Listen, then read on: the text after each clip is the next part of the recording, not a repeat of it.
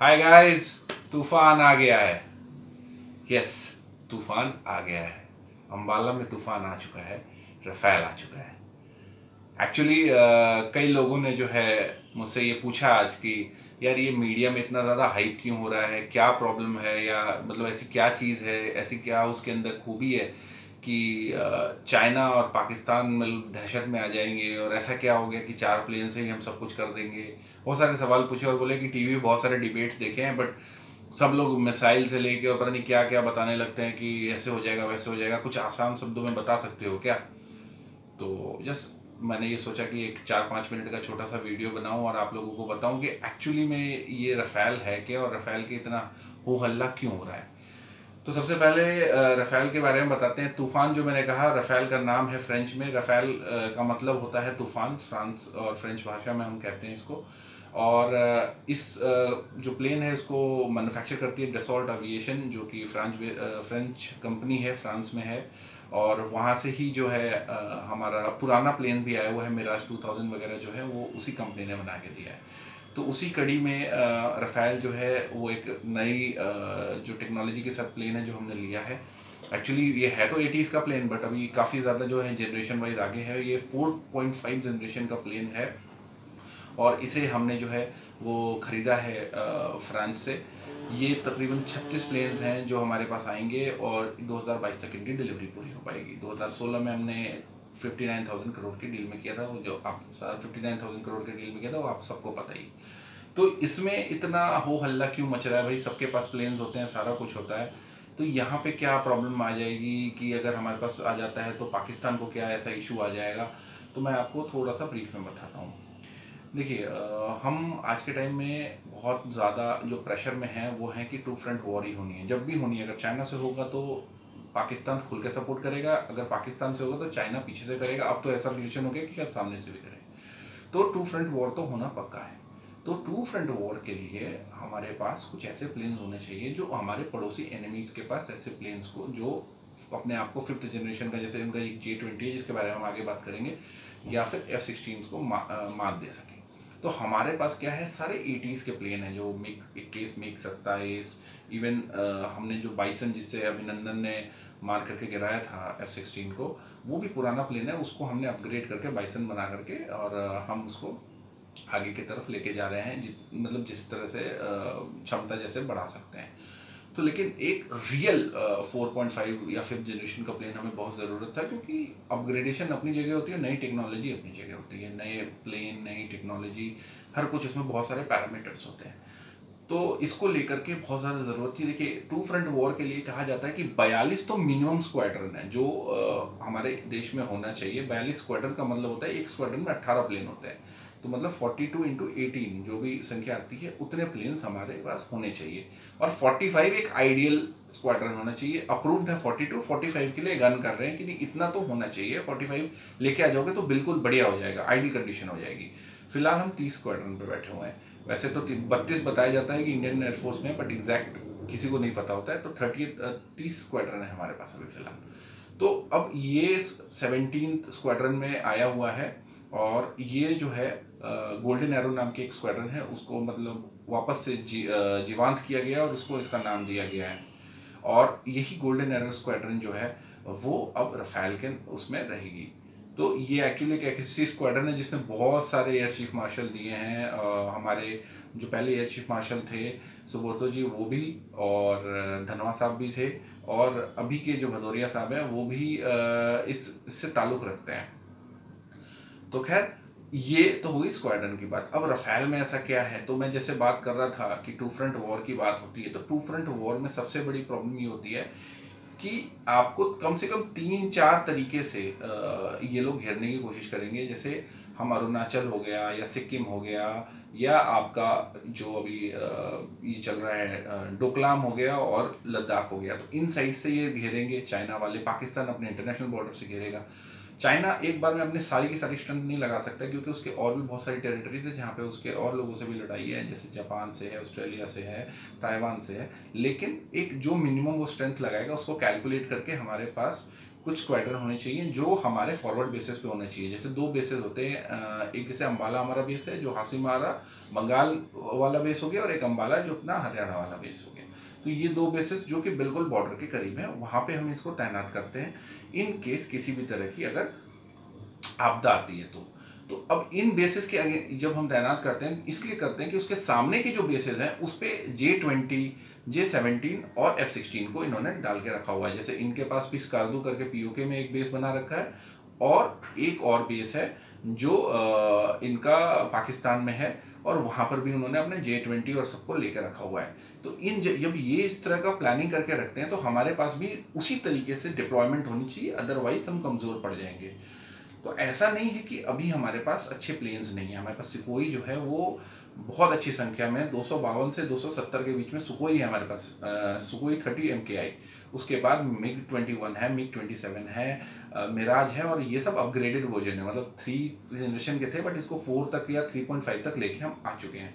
मिराज है। अब जैसे ज़्यादातर हमारे पास जो फाइटर प्लेन्स भी हैं वो सारे ओमनी रोल में है, या मल्टी फाइटर जो मल्टी रोल होता है वो एयर है, वो एयरक्राफ्ट है। और उसी तरीके से एक ही बस जैगवार जो है वो ग्राउंड अटैक के लिए हमने रखा हुआ है, उसकी भी काफ़ी अच्छी संख्या है, और वो एक बेहतरीन प्लेन है, लो लेवल पे फ्लाई करके ग्राउंड अटैक बहुत बढ़िया कर सकता है। यहाँ तक तो ठीक था, लेकिन जब कोई 5th जनरेशन के प्लेन्स बना रहा है, 4.5 जनरेशन के प्लेन बना रहा है, तो हर जनरेशन से लड़ने के लिए, जैसे कंप्यूटर्स होते थे, आपको याद होगा जनरेशन का पहले मैं डिफरेंस बता देता हूँ। जैसे कंप्यूटर होते थे कि जनरेशन 1 है जी, 2 है, 3 है, 4 है, फिर i6 है, i7 है, i7, 8 ऐसे करके जनरेशन हैं। उसी तरीके से प्लेन्स में भी जनरेशन होते हैं, प्लेन में भी 2, 3, 4, 5 ऐसे करके जनरेशन आते हैं। 5 जनरेशन की अभी कोई एग्जैक्ट किसी ने भी बना के देखा नहीं है। एक अमेरिका क्लेम करता है कि मेरे पास F-22 है, और एक चाइना क्लेम करता है, बाकी यूरो फाइटर वगैरह ऐसे भी हैं, बट ऐसा उनका कोई ऐसे क्लेम में कोई दम नहीं है।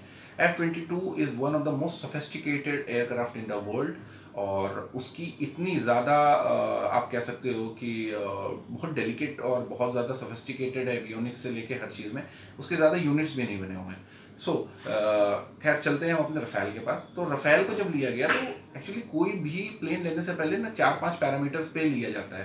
पहला पैरामीटर होता है कि हम किस तरह के रोल पे उसको चाहते हैं, मल्टी रोल पे चाहते हैं, ग्राउंड के लिए चाहते हैं। आज के टाइम में सब लोग मल्टी रोल चाहते हैं, तो हमने मल्टी रोल एक एयरक्राफ्ट सेलेक्ट किया। दूसरा कि उसकी capacity in terms of avionics कैसी है, मिसाइल रखने की और मारने की क्या क्षमता है, किस तरह के मिसाइल्स वो कैरी कर सकता है, कितने पेलोड्स लेके जाता है। पेलोड का मतलब होता है कि अपने साथ बम वगैरह कितने लेके जा सकता है। उसके अलावा एरोडायनेमिक्स में और इसमें कैसा है, मैन्यूवरिंग में कैसा है, मतलब अगर प्लेन ऐसे उड़ रहा है किस तरीके से टर्न कर सकता है, टिल्ट कर सकता है, कितना अच्छा प्लेन में कैपेसिटी है कि वो क्लाइंब कर सकता है। और हर कंट्री की एक अपनी लोकेशन की एक अपनी टेरेन होती है। जैसे इंडिया की बात करें तो इंडिया में हर तरह की टेरेन है, रेगिस्तान भी है, और इंडिया में जो है बर्फीले 17,000 फीट की चोटियाँ भी हैं। तो हर जगह पे आप यूज़ कर सकते हो कि नहीं यूज़ कर सकते हो, तो ये सारी चीज़ों का ध्यान रखा जाता है। उसी तरीके से उस चीज़ का ऑर्डर दिया जाता है या प्लेन को सेलेक्ट किया जाता है। तो इसमें रफेल का शायद सिलेक्शन प्रोसेस जब हुआ होगा तो बहुत ही उसके ऊपर हुआ होगा, और इसमें ये खरा उतरा होगा। तो अब आते हैं कि ये 3 मेजरली जो कंपटीशन है ये 3 के बीच में है, J-20, F-16 एंड हमारे रफेल। तो ऐसा क्या है रफेल में कि ये सबको पीछे छोड़ देगा? देखिए, सबसे बड़ी बात है कि चाइना एक प्रोपेगेंडा कंट्री है, प्रोपेगेंडा ही करती है। तो पहले चाइना के प्रोपेगेंडा का पर्दाफाश करते हैं। J-20 नाम का एक फाइटर जेट बनाया उन्होंने बोला कि ये हमारा 5th जनरेशन का फाइटर जेट है और इसकी कोई सानी नहीं है, इसको कोई नहीं हरा सकता। कोई डिटेल नहीं दिया, बस बनाया हुआ है। किसी एयर शो या उसमें भी लेके नहीं जाते हैं, बस अपने पास बनाया, और काफ़ी सारी यूनिट्स बनाई हुई है उसकी, मेरे ख्याल से 80 यूनिट है उनके पास अभी। तो अगर हम उसको एज रियल थ्रेट भी माने तो देखिए, कोई भी प्लेन तब तक आप कह सकते हो कि अपने खरे नहीं उतरता अपने पैमानों पे जब तक उसका टेस्ट नहीं होता है। रफेल टेस्टेड है और F-16 टेस्टेड है। F-16 तो 3,000 यूनिट अभी ऑपरेशनल है 25 कंट्रियों में, और रफेल भी तकरीबन 40 से 50 ऑपरेशनल है काफ़ी सारी कंट्रीज़ में। उसने तो वॉर में भी वॉर एक्सरसाइज छोड़िए, रियल वॉर लीबिया वगैरह में भी उसने पार्ट लिया हुआ है। तो ये लोग प्रूवन प्लेयर्स हैं। इनका क्या है, J-20 का सुकोई का इंजन ले लिया, उसमें रिवर्स इंजीनियरिंग करी, उसको खोला, उसमें कुछ किया और उसको बोल दिया कि हमने जी एक ज़बरदस्त इंजन बनाया है, और उसके ऊपर जो है कहीं और से कॉपी करके एक स्टेल्थ डिज़ाइन कॉपी करके उसको एक प्लेन का नाम दे दिया। इसने कहीं पर भी चाइना ने अपने दम का कहीं भी परिचय नहीं दिया। अगर हम F-16 की बात करें, no doubt one of the best aircraft till date, even 3.5 generation भी टक्कर देता है 4.5 जनरेशन को, और अभी हम समझेंगे वो कैसे देता है। और राफेल ने भी, राफेल के बारे में ये कहा जाता था कि F-22 का ना एक बार UAE में शो हो रहा था, तो F-22 रैप्टर आया हुआ था जो one of the best aircraft माना जाता है 5th जनरेशन का, उसको भी राफेल ने लॉक कर लिया था अपने उस पे रडार के ऊपर में, और मतलब वो ऐसा था कि फायर कर सकता था उसके ऊपर। तो उससे पहली बात तो वो जो अपने आप को स्टेल्थ बोलता है कि हमको तो कोई लॉक कर ही नहीं सकता, देख ही नहीं सकता, उसको भी राफेल के एवियोनिक्स ने जो वन ऑफ द प्राइम आप बोल सकते हो पैरामीटर्स होता है किसी भी प्लेन में मतलब सेलेक्ट करने में, वो है उसमें। और इस वन ऑफ द आप कह सकते हो मोस्ट इम्पॉर्टेंट फैक्टर्स होते हैं। इवन जो इंडिया का राफेल है, उस इंडिया का राफेल में 30% तो कॉस्ट सिर्फ एवियोनिक्स की है, तो उसको भी इसने लॉक कर लिया था। उसी तरह से अगर बात करें J-20 की, तो J-20 में सबसे बड़ी बात यह है कि J-20 को सुखोई 30 MKI ने अभी हाल में जब डोकलाम में इशू हुआ था, तो उसमें इन्होंने जब वो एयर पेट्रोलिंग कर रहा था तो उसमें उसको पकड़ लिया था कि ये J-20 जा रहा है। तो ये सब प्रोपेगेंडा है, प्रूवन अभी तक कोई भी नहीं है कि भैया 5th जनरेशन का फाइटर प्लेन है। और हमारा 4.5 जनरेशन का फाइटर प्लेन इसलिए बहुत ही बेहतरीन है क्योंकि उसने अपनी एबिलिटीज़ को हर जगह पे प्रूव किया हुआ है। अब आप आते हैं लाइक टू लाइक कंपैरिजन में, हम बात नहीं करेंगे कि उसका टेल कितना बड़ा है, उसकी ये कितनी बड़ी है, ऐसा कुछ नहीं। देखिए, जब आप 4 और 4.5 जनरेशन के फाइटर प्लेन की कंपैरिजन करते हैं ना, तो बहुत ज़्यादा डिफरेंस नहीं होता है। एवियोनिक्स वगैरह में तो होता है, लेकिन बाकी चीज़ें लगभग सेम होती है। थोड़ी स्टील कैपेसिटी वगैरह अच्छी होती है। हमारा सेमी स्टील है, J-20 को हम मान सकते हैं कि वो स्टील के नाम पे मतलब कह रखा है, बट वो स्टील है नहीं। और F-16 में तो स्टील कैपेसिटी है नहीं, तो यहाँ पे वो ऊपर हो गया। दूसरा, एवियोनिक्स में बेहतरीन 5th जनरेशन की एवियोनिक्स लगी हुई है राफेल में, तो एवियोनिक्स के मामले में वो इन सबसे आगे है। इनके पे तो पुराना एवियोनिक्स लगा हुआ है J-20 में, और F-16 में भी बहुत पुराना है, जिसको अभी अपग्रेड करके 3.5 से 4th जनरेशन की एवियोनिक्स पे लेके आए। हम तो 4.5 की बात कर रहे हैं, जो ऐसा एवियोनिक्स होता है EEA से। तो अगर हम उसकी बात करें तो वहां पर हम पहले ही ऊपर में है। हाँ, स्पीड में हमसे F-16 ज्यादा है, बट मेन खेल होता है क्लाइंबिंग का। तो 15,000 मीटर क्लाइंब करता है F-16 न्यू, ठीक है, और 18,000 मतलब 1 मिनट में, और उसके अगेंस्ट में 18,000 मीटर क्लाइंब कर लेता है आपका राफेल। देखिए, डॉग फाइट होती है ना, जब भी सारा खेल होता है डॉग फाइट में, जब ऊपर में हम आसमान में लड़ रहे होते हैं तो पायलट का स्किल मैटर करता है। थोड़ा बहुत जनरेशन का जो फर्क होता है ना कि 4.5 है और 4 है, तो वहां पे प्लेन से ज्यादा पायलट की स्किल फर्क करता है। जहां पे हमने अभिनंदन ने मार गिराया था F-16 को, स्किल था, प्योर स्किल। फाइटर प्लेन हमसे ज्यादा ऊपर में था, वो मतलब आप बोल सकते हो 1 जनरेशन पूरा ऊपर में था। ऑल्दो हमने अपग्रेड करके उसको 3.5 हम भी लेके आए थे, बट प्लेन के एरोडायनेमिक्स और ये सारा कुछ तो पुराना ही था ना, तो स्किल्स मैटर करता है, और स्किल्स में बहुत आगे थे, और उन्होंने इसीलिए F-16 को मार गिराया। तो कहने का मतलब है कि अगर हम क्लाइंबिंग स्पीड देखें तो क्लाइंबिंग स्पीड जो है हमारे राफेल की ज़्यादा अच्छी है। ज़बरदस्त तरीके के वेपन्स लेके जा सकता है, पेलोड ज़्यादा लेके जा सकता है, पेलोड जो है वो ज़्यादा लेके जा सकता है, और पेलोड वो ज़्यादा उतना F-16 लेके नहीं जा सकता है। और सबसे बड़ी चीज़ जो राफेल में है, वो आप कह सकते हो कि वो बियॉन्ड विजुअल रेंज की जो मिसाइल्स हैं उसकी कैपेसिटी भी उसकी बहुत ज़्यादा है, मतलब बिना देखे 120-130 किलोमीटर तक के टारगेट को मार सकता है। उसके अलावा एक और बेहतरीन चीज़ जो मुझे पर्सनली लगती है वो है मिशंस।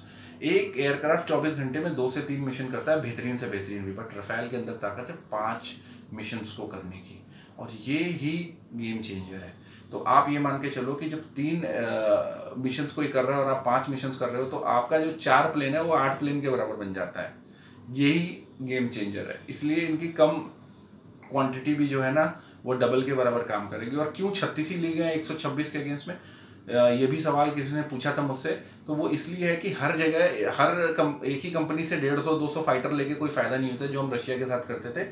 हर जैसे लॉकहीड मार्टिन के F-16 आते हैं, लॉकहीड मार्टिन ने हमें भी F-21 बोला था लेने के लिए, हमने नहीं लिए। उसके पीछे का जो रीज़न था, वो रीज़न इसीलिए था कि लॉकहीड मार्टिन के जो F-21 थे उनके मेंटेनेंस से लेकर टेक्नोलॉजी ट्रांसफर में बहुत सारा इशू था। हम एज एन इंडियन ये चाहते हैं कि एक मेक इन इंडिया हो, दूसरा आराम से उसके पुर्जे मिले और सस्ते हो, मेंटेनेंस में भी बढ़िया हो, अपग्रेडेशन में ज़्यादा इशू ना हो। ये मिराज ने पहले ही प्रूव करके दिखाया हुआ है, और हमारे जो रशिया के प्लेन्स हैं उन्होंने भी प्रूव करके दिखाया हुआ है। अमेरिका के बहुत हाई मेंटेनेंस होते हैं, इसलिए दिक्कत आती है, इस वजह से नहीं लिया। और इंडिया आगे जो भी प्लेन्स लेगा वो अलग अलग जगहों, अलग अलग रोल के हिसाब से अलग अलग कंपनी उसको ही क्वालिफाई करेगा। ऐसा नहीं होगा कि एक ही जैसे सारे प्लेन्स उड़ा लेगा। तो अभी आपको मेरे ख्याल से क्लियर हो गया होगा कि रफेल ऊपर क्यों है। एक तो उसकी एवियोनिक्स जो बेहतरीन 5th जनरेशन की है, दूसरी उसकी क्लाइंबिंग स्पीड बेहतरीन है, तीसरी वो मिशन कैपेबिलिटीज में बहुत आगे है। जहां लोग 3 मिशन कर पाते हैं आर्म फाइटर प्लेन्स, ये 5 मिशन कर पाता है, 5 बार उड़ान भरता है, अपना काम करके आ जाता है, ये 3 बार में ही थक जाते हैं। पेलोड मतलब बॉम्ब्स ज़्यादा लेके जा सकता है, और बहुत सारे सोफिस्टिकेटेड बॉम्ब्स को वो लेके जा सकता है जो और प्लेन्स लेके नहीं जा सकते हैं, और उनकी आप कह सकते हो क्षमता भी कम है। और एक और चीज़ बहुत अच्छी है आप कह सकते हो रफेल की, वो चीज़ मैं ये कहूँगा कि रफेल का जो मतलब आप कह सकते हो डिफेंस मैकेनिज्म है, खुद के प्लेन के ऊपर कोई हमला होता है वो भी बहुत ही बढ़िया है। उसके अंदर एक से एक सोफिस्टिकेटेड वेपन्स लगे हुए हैं, और रडार्स लगे हुए हैं, और मैग्नेटिक इक्विपमेंट्स लगे हुए हैं जो डिफ्लेक्ट कर देता है सामने वाले जो मिसाइल्स आती हैं उनको, और उससे उसको खतरा, वो काफ़ी खतरा कम कर देता है। तो ये जब 36 भी हो जाएंगे ना, तो इनके 100 प्लेन के ऊपर में बहुत भारी पड़ेंगे। इस वजह से इतना ज़्यादा हल्ला है रफेल का, लोगों के भी इंडिया में भी उत्साह है और बाहर में दबाव है, क्योंकि रफेल आज के टाइम में प्रूवन 4.5 जनरेशन का फाइटर प्लेन है, और उसके आसपास में भी कोई फाइटर प्लेन नहीं आता है इन सारी कैपेबिलिटीज़ के आधार पे। आज के टाइम में कोई भी प्लेन जिसका एवियोनिक्स सबसे बेहतरीन होता है वो हमेशा सामने वाले से 20 पड़ता है। वो इसलिए पड़ता है कि वो आप जैसे F-16 है तो वो 20 किलोमीटर के बाद 20 टारगेट एक बार में पकड़ सकता है, ये 40 टारगेट पकड़ सकता है। वो बियॉन्ड विजुअल रेंज की मिसाइल मारेगा तो 80 किलोमीटर में मारेगा, ये 120 से 150 किलोमीटर मारेगा, ये आपने सुना भी होगा। तो ये सारी चीज़ें ना डिफ्रेंशिएट कर जाती हैं, लेकिन मेन जब आमने सामने होते हैं तो एरोडायनेमिक्स, दूसरा कि आपका क्लाइंबिंग स्पीड क्या है, और तीसरा कि आप जो है एक बार में कितना सारा मिशन पूरा कर सकते हो, कितना पेलोड लेके जा सकते हो, कितनी तरह की डिफरेंट मिसाइल्स लेके जा सकते हो। तो इन सब चीज़ों में रफेल बहुत आगे है। इसी वजह से इंडियन एयरफोर्स को एक बहुत बड़ा एज देता है। अगर इसके इवन 2 स्क्वाड्रन भी कहीं पे आके खड़े हो जाते हैं तो आसानी से वो 50 से 60 प्लेन्स का मुकाबला कर सकते हैं। पहली बात तो ये है कि अगर वो मिक्स करके भी चलेंगे ना तो उनको समझ में नहीं आएगा कि कितने रफेल्स आ रहे हैं और कितने मिराज आ रहे हैं। वो डरेंगे, भाई इधर से मिराज भी आ सकता है, इधर से रफेल भी आ सकता है। तो वो एक मनोवैज्ञानिक जीत भी हो जाती है थोड़ी। तो इस वजह से इंडियन एयरफोर्स के लिए ये कटिंग एज है, और बहुत बेहतरीन तरीके से मैं कह सकता हूँ कि प्लानिंग कर रही है इंडियन एयरफोर्स। आने वाले समय में बहुत मुझे लगता है कि अच्छे तरीके से अगर चीज़ों को किया जाएगा तो हम 42 और 45 स्क्वाड्रन का जो एक टारगेट है वो 2025 तक या 2026 तक ज़रूर कर लेंगे। 3 एयरक्राफ्ट कैरियर का टारगेट है नेवी का, वो भी करना चाहिए 2032 तक। तो उससे हम इतने मतलब स्ट्रेंथ हो जाएगा कि हमें किसी कह सकते हो कि अलाई की भी जरूरत नहीं होगी। अगर 2 फ्रंट वॉर पे लड़ाई हो जाए तो हम खुद ही इतने केपेबल होंगे, और यही कोशिश करनी जा रही है आर्म फोर्सेस को इतना केपेबल बनाने के लिए कि किसी और की अलाई की ज़रूरत ही ना पड़े, हम खुद ही निपट लें इनसे। सो यही मेन मकसद है रफेल को लेके आने का, और रफेल का जो एडवांटेज है वो ये है। Thank you so much, I hope you enjoy the video, thanks.